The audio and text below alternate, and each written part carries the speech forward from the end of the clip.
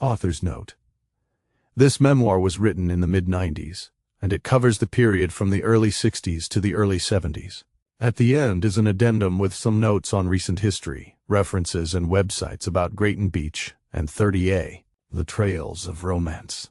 Along the center stretch of Florida's panhandle, right on the coast, cuddled up beside a dark and warm lake, is a tiny beach town that has existed, in one form or another, since the turn of the century. I have known this stretch of the earth for 41 years, since almost the day I came yawning into the world. And while I've lived in many cities, towns, and neighborhoods, this little stretch of pine, sand, and lazy memories is the closest thing I've ever known to home. I've always been just another onlooker along this beautiful beach, no flashy character, clever Romeo, or crafty artist who could paint well enough so that it seemed, when you caught the painting, at first glance, or from the corner of your eye, that you could see in the painting the deep aquamarine colors of the Gulf of Mexico, or the foamy sea spray crashing onto brilliant white sand. No, I added very little to the beauty and history of this place. The tracks I made through the back dunes were always quickly filled in with Gulf-blown sand, and the few fish I managed to catch there were easily replaced by larger and smarter specimens. I left along these shores only a few parts of my fragile and impressionable heart, a possession less substantial than a footstep. But I took with me from those dunes and streams such a deep feeling for the flow of the earth and sea that occasionally, when I'm half dreaming or distracted, suddenly by a warm breeze whispering through some half-open window, I can still smell the sour odor of mullet under my fingernails and salt water drying in my hair. A few hardy settlers first cut out a yard in these thick forests, just before the turn of the century. Major Charles T. Gray built the first structure in Grayton Beach that amounted to anything, the Washaway Hotel, so named because it was nearly washed away during a hurricane, and provided the community with a name.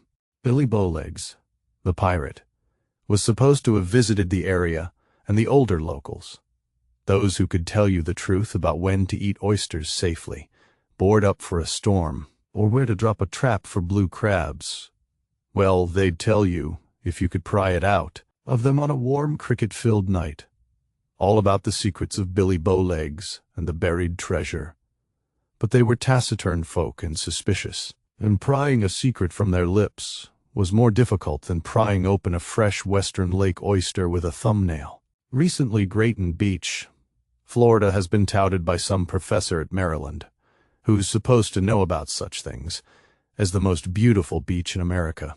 I haven't kicked a single broken shell on any of the other beaches on his list, nor watched the moon rise like a mirror over their distant fog-shrouded tarns, and so I can't tell you what the professor really knows about such things. I can only try to tell you how it was for me to be in this stretch of the sand and sun, growing up, learning about love, adventure, and beauty from one of nature's finest teachers. Part of the beauty of any beach town is the people who inhabit it, and when you are young and impressionable, all members of the female gender walk with sand-chiseled grace and symmetry. They are the most beautiful of all the beachside creatures.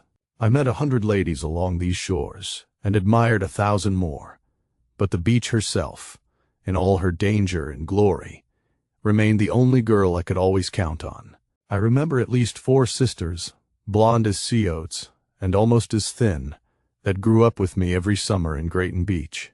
I knew them the way I knew every other face, as a passing memory which you might not see at all during the next summer, or perhaps only for a few days. I watched the girls bathe in the warm reaches of Western Lake, where it pushed out through a narrow sandy pass to within spitting distance of the Gulf. The lake was not yet full enough to open up. Any fool could see it'd be at least another week and a half, and on many a warm summer night I admired their sleek forms as they chased their old collie across the wooden floor of our beachside hangout. Half-rusted ceiling fans would blow a light breeze through their straight, sun-streaked hair, and the girls would shriek as they raced on, no destination in mind. And then I watched from afar as these thin, impressionable girls became women, and one by one, wives. I found out, when I was much older, that one of them thought I was cute, but I hardly ever spoke to any of them. I was way too shy. They were far too adorable. And my ambitions to catch the last wave of the day, search out the highest dunes, lead the latest expedition around to Miller's Cove, or perhaps catch a card game at Holman's Hangout. In any case, there were 100 reasons I could give for admiring their beauty from a safe distance. Such was typical of my forays down the shadowy trails of romance at Grayton Beach. There were many families like mine that spent great stretches of time there. We came to know their sunburned faces well. And even those folks that you never really met always seemed like old friends. They'd always smile at you when you passed them on the way to the beach, or when you met them at the community mailbox. We'd nod at each other and wink, as though we shared some delightful secret. And of course, we did. My grandfather was in the construction business, and along with his sons and daughters he built the house I often call my own back in 1956. It was, and is, a sturdy two-story structure, made of rough, gray concrete block, rising up through the midst of a tangle of twisting scrub oak. It never was a beautiful building, too plain and squared off to catch a painter's eye, but it was big, solid and quiet. Throughout my youth, more times than not, there'd be 3 or 4 families staying there, with dozens of kids racing through the hallways and up and down the stairs. Yet you could always find a room to close yourself up in when you needed a little idle reading from the cheap paperback novel you'd come across in the musty chest of drawers, where you'd unpacked your undershorts. Almost all of the original beach homes in Grayton Beach were constructed of wood, with wide porches spread out toward the ocean, the lake, or the front door. Dark and quiet dwellings, backed off from the 4 dirt roads that define Grayton Beach, as if they held their own quiet secrets. The cottages seemed too unwieldy to withstand the many violent storms which the Gulf can deliver. Yet every one of these little homes still exists. I know them all, many of them inside and out, and I could paint you a picture right now of every one of them. Except, of course, I'm no painter. For most of this century, Grayton Beach has remained a quiet, undiscovered place. Change and progress made their way slowly into the area, though most of my childhood.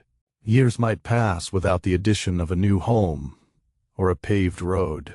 But Grayton Beach is no longer undiscovered. People with real money are building 2nd and 3rd homes everywhere. It used to be you'd have to drive 5 miles to buy fresh milk. The closest restaurant of any kind was Chapman's, a fried seafood house across Choctawhatchee Bay that sat about 80 people on a good night. Now there's at least 4 nice restaurants within walking distance of our house, including a Creole-style concept with white tablecloths, tile floors, fine wines, and 4-star recommendations. A new subdivision is growing rapidly through the dunes to the west, and 5 minutes away in any direction you'll find fresh seafood, imported beer, and lottery tickets. Our place is still on Western Lake, and the lake is still scenic. But you don't see the mullet jump like you used to. 4, 5, 6 times in a row, silver scales reflecting in the noonday sun, and all the catfish have long since died off. I've seen 8mm films of myself as a 2-year-old, playing with my cousin in the dark, shallow waters. I literally grew up in that lake. If I were to pull a seine net along any shore right now, I could probably count out every species of life that no longer would be found flipping wildly in the net. This is the price, I suppose, of progress. Just up the road in the past few years, they've developed a place called Seaside, which the developer says models its homey architecture on the breezy old homes of Grayton. Seaside is a striking and beautiful beachside community, with pink brick streets and pastel-colored homes. Inventively angled and staircased, the cottages have numerous porches and balconies, perfect for enjoying the Gulf view and a margarita. At the end of each block, there are a couple of trees, a roundabout, and a cul-de-sac. There's several wonderful restaurants, and a small, artsy mall where jazz musicians may be heard playing on any Saturday night during the tourist season. It's a popular place to stay if you have money and you're trendy. We drive by there all the time these days and watch the yuppies, the nouveau riche, and the wannabes, and we admire their sleek forms and shake our heads. No one in our family will probably ever be that trendy or rich. But we'd never be envious. We grew up in Seaside, when it was just woods and wild hogs.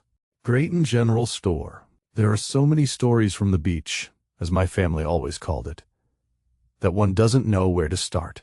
But perhaps a few quick tales will help to fill in some of the undeveloped corners of the picture. At the beach, we had a place called the Store. I guess it was built and first opened in 1939. But for many of us, the place had been there forever. For those U.S. fortunate enough to grow up there, the Store was as much a part of Grayton Beach as was the sand and the Gulf. When the Store was in its prime, I'd say almost the entire decade of the 60s, and a good half of the 70s, it presented a slice of Americana that is slowly and surely fading into extinction.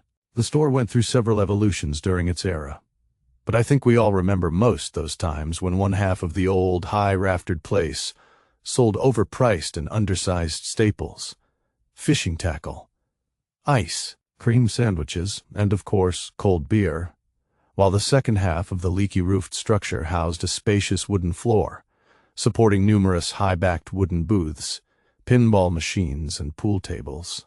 The Store of my youth now houses the Red Bar. From each booth you could sit back and sip on your beverage of choice, and keep a careful eye on every visitor that might wander through the flapping screen door. Or perhaps turn your eye outside, through a half-torn screen window where you could hear the ocean rolling in quietly, and watch the sea oats wave in the breeze, and spy on the occasional pair of lovers that walked hand in hand toward the Gulf. 2 or 3 pinball machines lined one wall, and a jukebox kept the room rocking from the corner. Someone, sometime, began a ritual at the Store of carving or spray painting one's name, initials, hometown, university, or Valentine on any wall, ceiling, floor, or other exposed surface that seemed handy. If the original owners of the Store had ever objected to these practices, they must have resigned from the battle quickly, for every wood surface of the place was covered twice over with these tattoos. Every scrap of wood at every booth was carved up. The Store must have been made of some stubborn timber, for I can't remember any of those booths ever falling apart. There were several cousins in my family who had the same initials as myself, and probably all of us left our mark there somewhere, but I could never remember which one was mine. The Store was the beach, because that's where the action took place. That's where things got most adventurous. It was a small beach town, with just a few dozen families. But the locals from the nearby towns always came down to visit on the weekends, with their hot rods and attitudes. And on a warm Florida evening, when the Gulf is crashing at high tide in your left ear, and the Rolling Stones are screaming, "I can't get no satisfaction," in you right, and that girl that you kicked sand dollars with on the beach earlier during the day has just walked in with 2 friends, even lovelier than her, popping their gum and straightening their cutoffs. Well, there's only one place on this earth to be: at the Store. I played pinball at the Store when I was a kid. I was obsessed with the ring of the bells and the knock of the free game. You could get 3 games for a quarter in those days, and if you were good and knew when to shake it, and when to flip it, and when to tag the 8-ball flag when the double special was lit up, you could really beat the machine. Unlike today's games, which are filled with 1,000 lights and sounds, but require a zillion points for a free game. Many times we filled up the replay counter and turned it over. Schnook! A match. Sometimes they'd run us out of there when the Store closed, and we'd have to wait on the doorstep the next morning so we could play off the games still registered on the machine. The Store anchored the dreams of every young person lucky enough to spend much time there. The summer after my freshman year in college, I spent 2 weeks in Grayton Beach with 2 of my best friends. It turned out, the second week we were there, 3 young debutantes from Alabama showed up. Almost every night we saw them at the Store, ready to dance to ZZ Top or David Bowie. If only they could find a partner. The Store was certainly past its prime. The age of the big discos had erupted along the Florida coastline, as it had across the rest of America, but for me, the Store was still the best game in town. We wore tight jeans and t-shirts, and we knew all the tunes. But only one of us was cool enough to make the grade. His last name was Hamlet, and he was a pensive and poetic soul who smoked Marlboros and combed his dark hair straight back. She was blonde and slim and a great dancer, but Hamlet was much too shy. When she asked him for a light, he missed his chance. We talked to them, flirted with every new breeze, and tried our best to dance, barefooted and tipsy, but we never kissed. I can still see them leaning over the jukebox to pick out a song, their bare feet rubbing across the sandy wood floor. They knew we'd never see each other again, and they knew for sure that we were interested in only one thing, not to be, I suppose. That is but one person's tale of the store. Everyone has their collection. There is something about a beach town that fills the air with innocence, youth, and romance. Perhaps it has something to do with so many visitors miles away from their ordinary duties. Perhaps it is the warm air and the undersized beachwear. Perhaps it is the incessant cry of the ocean carried on the ocean breeze, filling the air with the infinite dreams and possibilities of the planet. The wild times have changed. Grayton Beach, Florida, like hundreds of beach towns along America's coasts, used to sit in the middle of an undeveloped wilderness.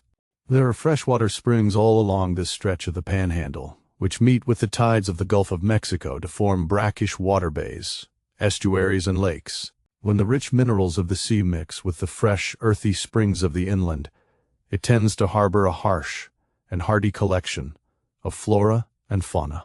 There were large alligators at one time roaming these lakes. The 14-foot hide which used to hang from a tree across from the miller's old home lay ready evidence to this fact. Even in my day, however, you could find yourself face to face with more than one of these shy reptiles. On one ill-advised expedition, my cousin and I decided to paddle on a surfboard across the lake into a narrow channel in the marsh.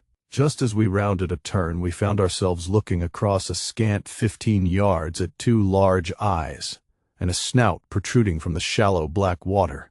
We backed out of there quietly, under the reptile's watchful eye. Nobody was looking for trouble on that lazy afternoon. Another time I was treading water just off the end of our dock, trying to cool off from the mid-afternoon sun, even though the lake water was often as warm as a bath, when suddenly my buddy jumped up from the bench hollering, pointing to an alligator. I leapt from the water onto the dock in what seemed at the time a single movement, but it was a harmless gator, only about 5 feet long, the one my grandfather had named Jack Daniels. Old Jack backed away from us cautiously, eyeing us both with an amused grin.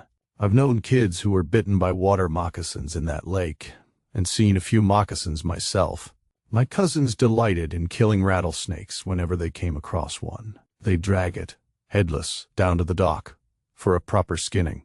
I've heard the sounds of wild boar running across our backyard in the middle of the night, tripping the bell rope that our grandfather had set up. Of course, he'd grab up his old shotgun and, in his boxer shorts and robe, wander to the edge of the woods looking for the rascal. Thin, barky pines grew out of the sandy soil, surrounded by palmetto bushes with fronds as sharp as saws. Needle grass ringed much of the lake, with needle-like points at the end of each reed, on guard to turn you into a sieve if you accidentally fell into them while fishing, prospecting, or water skiing. You could catch your foot on any number of snares. Small cactuses which grew everywhere from the beach back through the woods, spurge nettles, the plant we called the itchy bitchy, a small white flower, raspy leaves and poisons that could infect an unsuspecting wanderer with a 2-hour itch. Or perhaps you'd step into a collection of dried-out sand spurs and spend the next 20 minutes extricating your feet. Western Lake, which establishes the eastern boundary of Grayton Beach, is a dark lake, the color of tea, and the bottom is made up mostly of black, gushy mud, hiding blue crabs, shrimp, barnacles, old motors, and oysters with edges sharper than razors. Almost everybody I knew could display one or more proud scars from a careless encounter with a western lake oyster or a barnacle or a half-rusted tin can. Because the lake opened up to the Gulf every month or so, the dangers of the sea would often drift in with the tide. I've witnessed small sharks swimming into the pass from the Gulf, and once I made the mistake of gigging a leathery stingray along the lake shore at full moon. The catfish that used to inhabit the lake were a nasty strain as well. One time, I stepped on a dead cat lying upright on the dock. It took half a minute to sling it off my foot, and I remember yelping in pain as I hopped up the hill toward the house, where my mother awaited, in the front yard probably, hanging out laundry, ready to heal all wounds. The most bothersome of all the creatures were probably the tiniest. The humid climate of the subtropics provides a lush breeding ground for insects. I remember the images of dragonflies performing their mating dance above every still pond or puddle, horseflies, yellow flies, and mosquitoes swarming brazenly at early nightfall, well tutored in the clever art of gliding in on every unguarded centimeter of flesh, and brown bats diving for supper up and down the dirt roads and alleys. The woods were rich with life. At night the songs of crickets, toads, cicadas, and owls would rise up and harmonize with the rolling melodies of the Gulf, bringing to full gestation every wild dream in a young boy's head, until the weariness of the day's activities would inevitably pull him down toward other dreams. As for the thunderstorms, well, you have to have witnessed the power of a sudden Florida thunderstorm to fully appreciate the excitement and fury that a small storm, rolling up the coastline unannounced, can produce. You have to have known the experience of being half asleep at daybreak, rolled up against the screen of the sleeping porch, trying to catch the last few cooling breezes of the night, when the sound and brilliance of a lightning bolt suddenly strikes, sizzling and crackling. It is so close.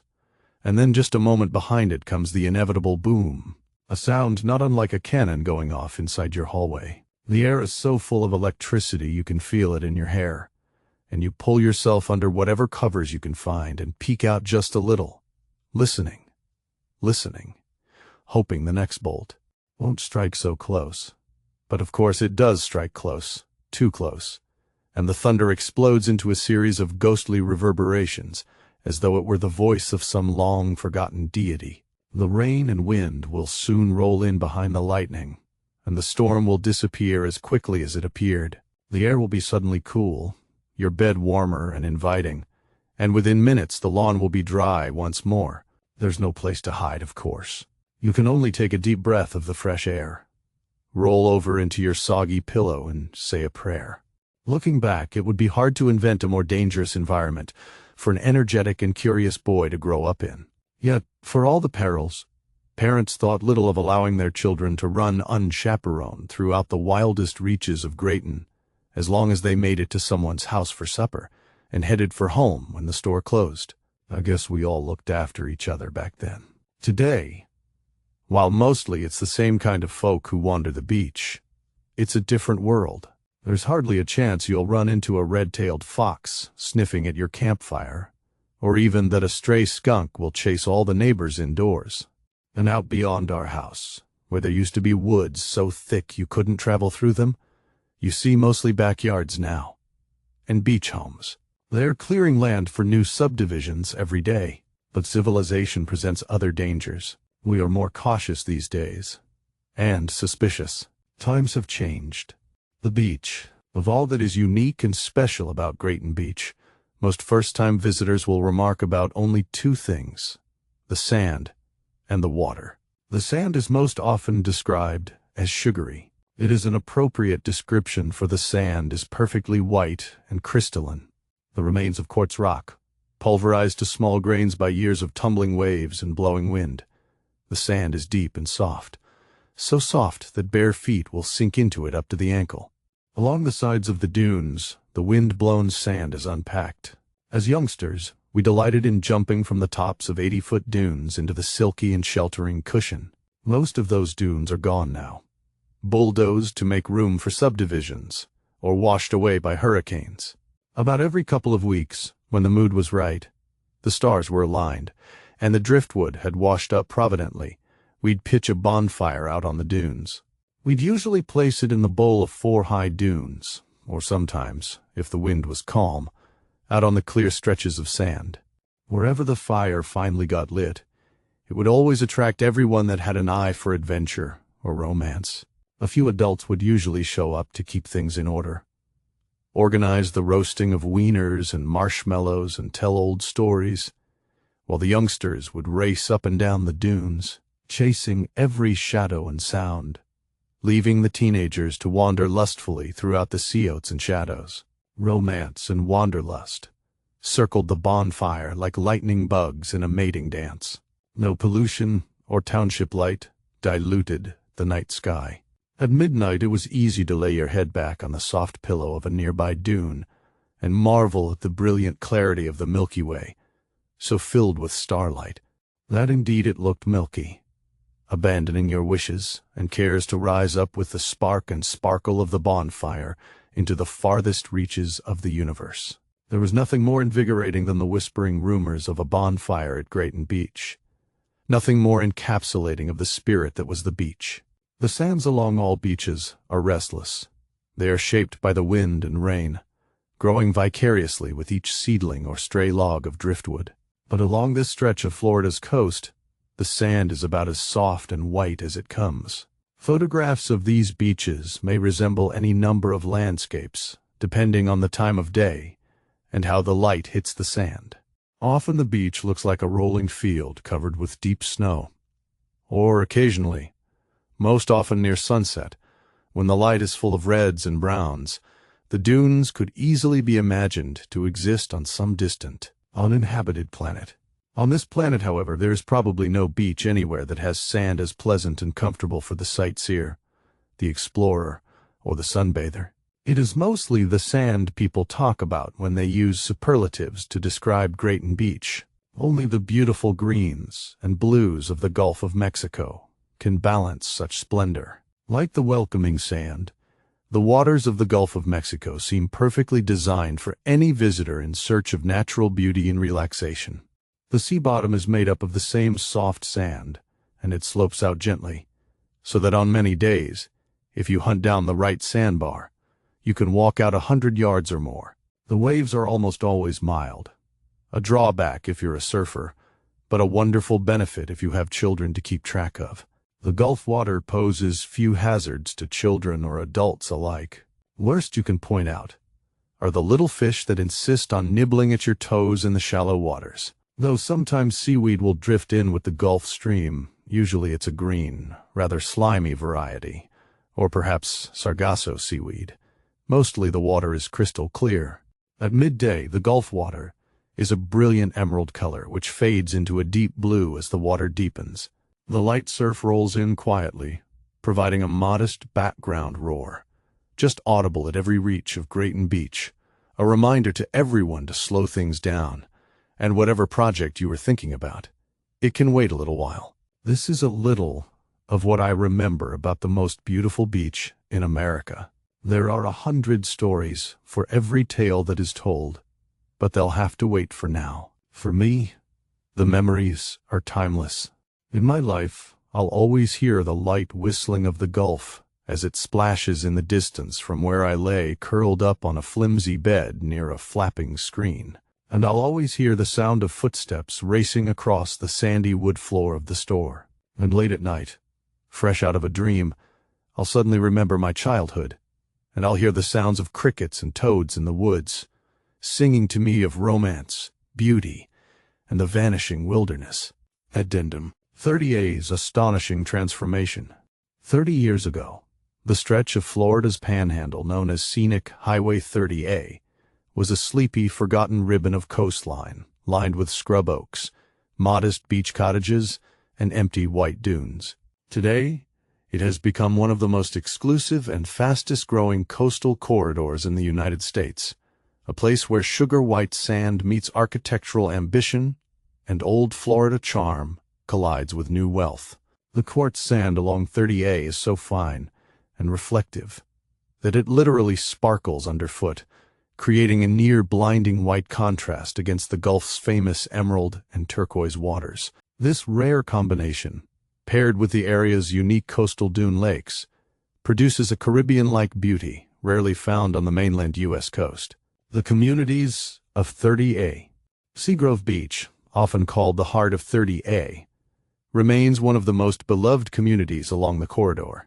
Known for its laid-back vibe, family-friendly atmosphere, and the iconic Seagrove Beach proper, it has grown significantly, while still preserving more of its original Old Florida character than some of its neighbors.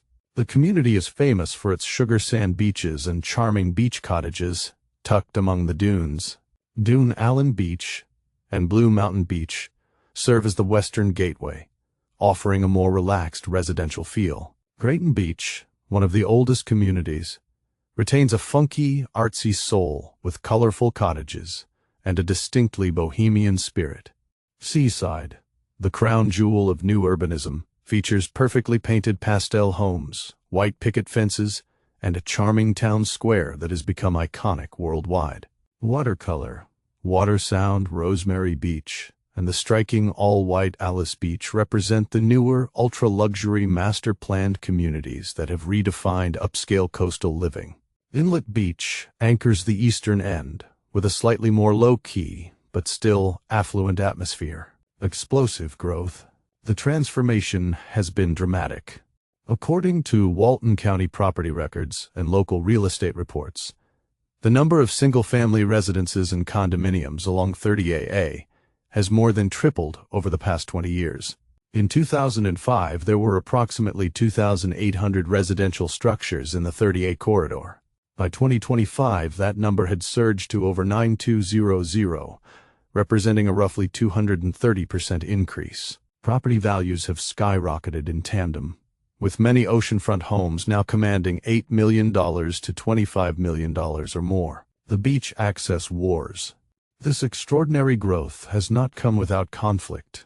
One of the most contentious battles along 30 revolves around public beach access. Many homeowners in the private, gated communities argue that the beaches directly in front of their properties are private. Tensions have escalated in recent years as wealthy second home owners clash with the exploding number of tourists who believe the wet sand area remains public domain under Florida law.